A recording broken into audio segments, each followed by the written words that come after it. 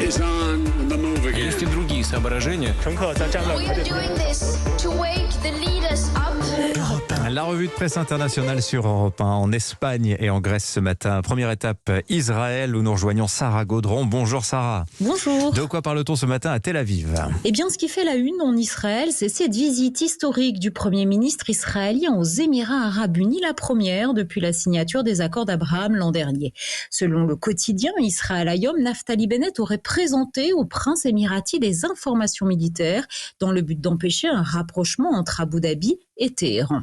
Concernant le volet économique, le Yediot Aharonot a rapporté l'enthousiasme du Premier ministre israélien.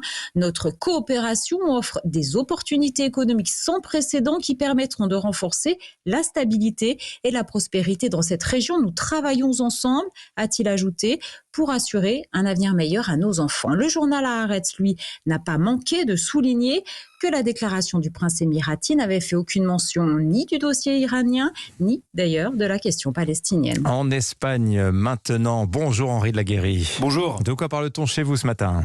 Eh bien, de ce Real Madrid-PSG en 8e de finale de la Ligue des Champions. Une affiche excitante à plus d'un titre, écrit El Mundo, marquée par le retour de l'ex-capitaine madrilène Sergio Ramos et la présence, bien sûr, de Lionel Messi.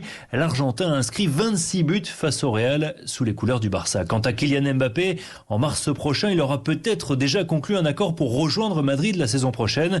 Bref, c'est un tirage explosif, titre As, et un duel qui s'annonce équilibré. Pour El País, ce sera aussi un match entre la vieille noblesse du foot européen incarné par le Real et un club de nouveaux riches soutenu par les ambitions et l'argent du Qatar. De son côté, Marca retient surtout la colère des dirigeants madrilènes contre l'UEFA.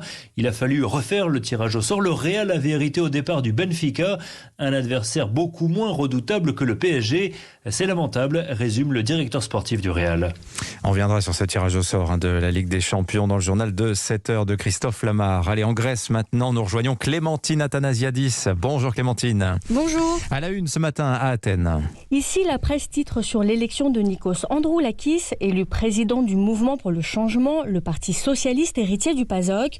Pour le journal de gauche EFSIN, Nikos Androulakis est le nouveau leader incontesté du parti, élu avec 67,9% des voix.